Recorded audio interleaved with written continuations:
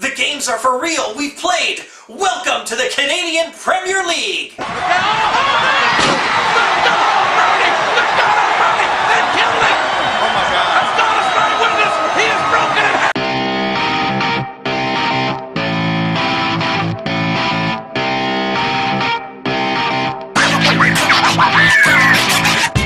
So we played a grand total of 1 weekend in the CPL, 2 games, 4 teams, and what a weekend it was. We had a couple of goals, and we could have had a lot more. So let's go back and look over the action. We'll start at Tim Hortons Field in Hamilton, Forge FC playing host to York 9. But first, if we're doing highlights, we're going to need a little help with Videotron 5000.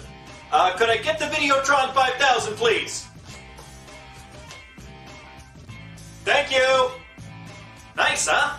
More than 17,000 took in the first ever league game between York and Forge, and what a show they got. Things got underway in a hurry with a good ball through the defense from Manny Aparicio. Samuel misses the ball to clear it, probably the only mistake he made on the day, and it ends up right to Ryan Telfer. He makes no mistake, beats the keeper, 3 minutes in, and we've got the first goal in CPL history. York leads at 1-0. Moments later, Forge comes down the pitch. Chris Nanko makes a play to Emery Welshman in front. He goes overhead with the bicycle kick, and it's just wide of the post. York controlled the opening, let's say 30 minutes, 25 minutes of the game, and it was pretty much all Forge from then on out.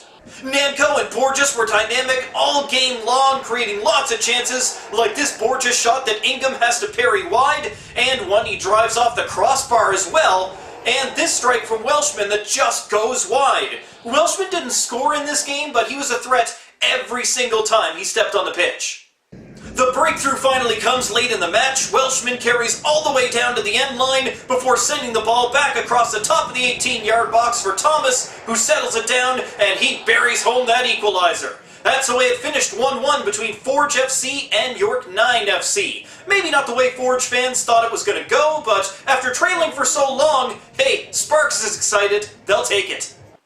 Game 2, Sunday afternoon, Vancouver Island. Pacific FC hosts Halifax Wanderers. This game was dominated by Pacific FC right from the start. Ben Fisk, Victor Blasco, Noah Verhoeven, Matthew Baldissimo, Caden Chung. Lots of guys look dangerous all game long, constantly on the attack. And that includes this chance from Blasco that he puts into the side netting. The Wanderers' saving grace in this game is that their defense was epic. Every single time Pacific was able to get down the field, the Wanderers were mostly able to handle it. Marcus Haber was quieter than a lot of people expected in this game, but that's because the speed on Halifax's D was driving him nuts. You could see his frustration growing throughout the game.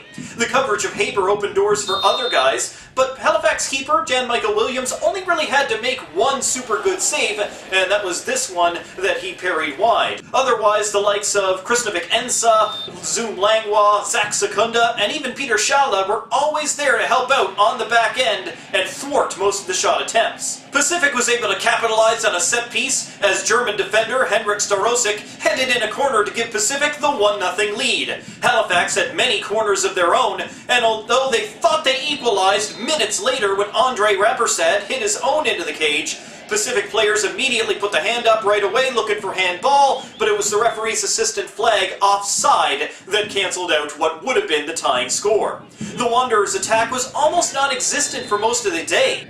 Pacific's Lucas McNaughton was forced to take his second yellow card of the day late in the second half and got sent off as he had to take down Wanderers' spark plug Kodai Ida. A man up, Halifax managed a few chances, Ensa just missing from in close, Karuma hitting the crossbar on a free kick, and Gutierrez with the bicycle kick that he put just over the top. Pacific held on, and they got the first win in the CPL.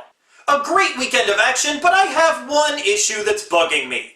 I understand this is a Canadian league and we want to see tough Canadians playing tough football around here. No sissy soccer players flopping all over the pitch. And look, I get that. It's a good message overall to get average Joe Canadian involved and paying attention to the CPL. But I think we may have gone a little bit too far at the other end of the spectrum.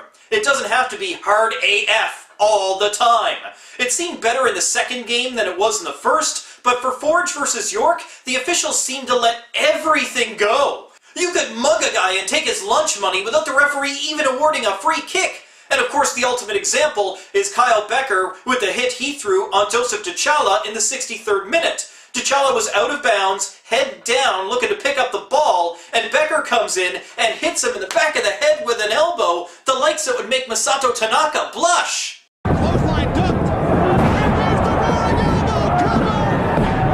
And he got a warning for that. A warning! That should have been a straight red, or at very least a yellow card if you want to go with this macho tough guy image.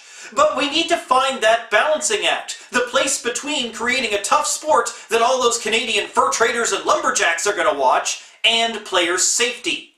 At the end of the day, I think they overall did a better job as the weekend went on. The physicality was called a little bit closer in Game 2 than it was in Game 1, or at least it seemed to be. The refs may have been instructed to let some things go on Saturday, or instructed to call it a little tighter on Sunday, but whatever the case, it seems that things were being addressed. I await Week 2, and hopefully if we have another incident like Becker's, the refs won't shy away from going to the book just because of the magnitude of the match. That's all for Week 1. We now await Week 2, another matchup at Pacific FC, and 3 home openers coming up on Saturday. Until then, I am the Soccer Rudo, and until we meet again, I wish you and your club many goals and good lucha things.